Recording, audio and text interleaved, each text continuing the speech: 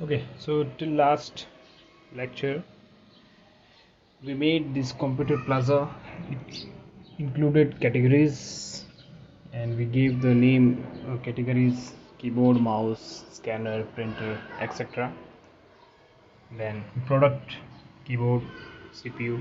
Now we'll save this page. As I told in last lecture that it will contain 6 pages, means keyboard पे click करेंगे then it will go to the keyboard page and it will give detail about the keyboard. Then if we click on the monitor, it will go on monitor, it will show different kinds of monitor, their price, their quantity.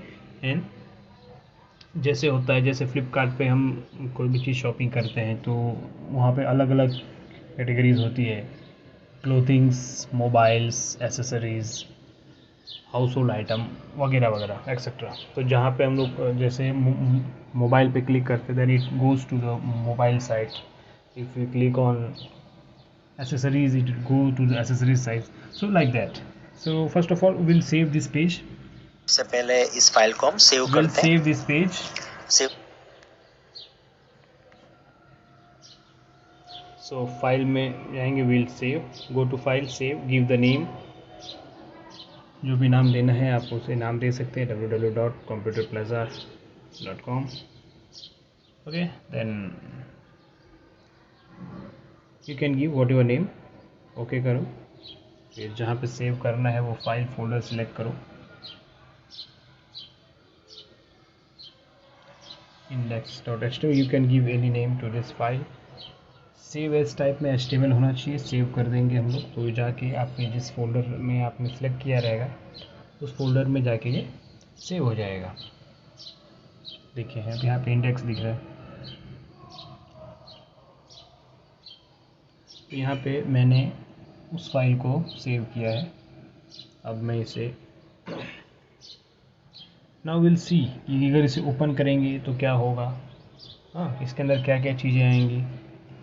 सो आप देख रहे type यहाँ पे HTML type है, means मैंने file को HTML में open किया है. अब मैं इसे ओपन विथ कोई भी ब्राउज़र में ओपन कर सकते हैं. You can open it Firefox, you can open it Mozilla, Google Chrome और इंटरनेट एक्सप्लोरर, जो भी अवेलेबल फायरफॉक्स ब्राउज़र है आपके पास उस पर आप इसे ओपन कर सकते हैं. Then it will show the look of the website, interface of you see. So this is the interface of the website जो हमने बनाया है वेबसाइट.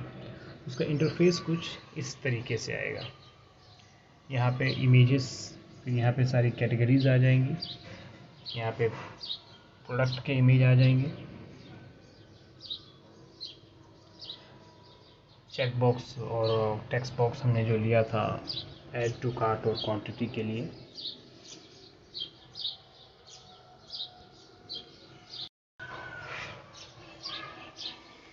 सो यहाँ पे मैं ऐड टू कार्ट करूँगा, then it should contain a value. Suppose मैं फिर क्वांटिटी चाहिए, कितनी क्वांटिटी चाहिए.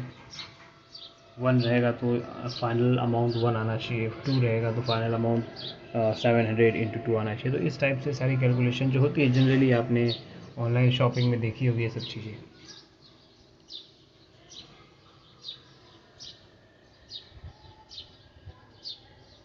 Let's see this example.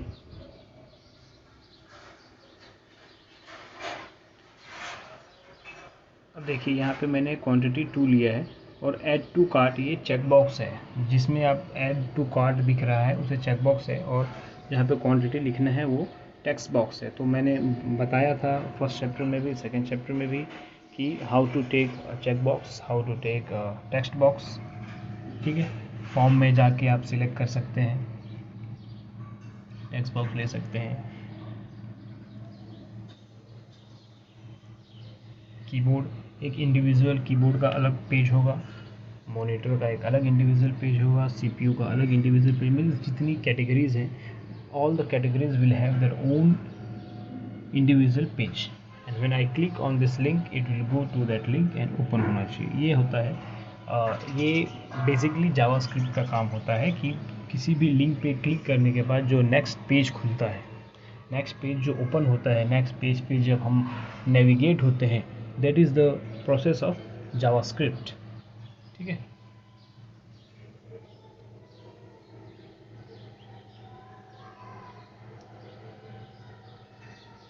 अब जैसे मैंने बोला था कि जितनी कैटेगरीज़ में जितने आइटम रहेंगे सबके इंडिविजुअल एक एक पेज रहेंगे।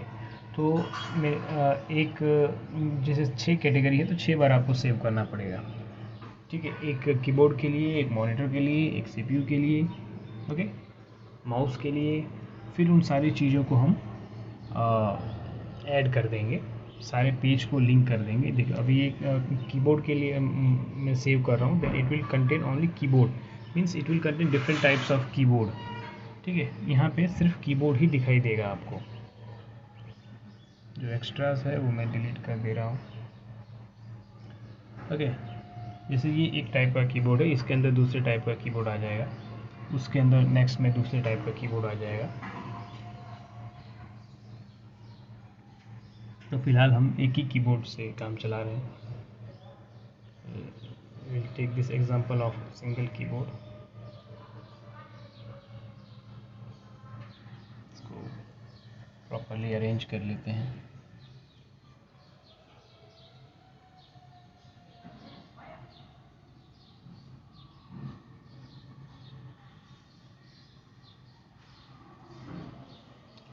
फिर सिमिलरली इसी टाइप से जब माउस के लिए सेव करेंगे तो सिर्फ माउस रहेगा, बाकी सारी चीज़ें हटा देंगे, क्योंकि उसमें सिर्फ माउस की ही डिटेल्स आनी चाहिए। सीपीयू में जब रखेंगे तो खाली सीपीयू की डिटेल्स आनी चाहिए, बाकी सारी चीज़ों को हटा दिया जाएगा।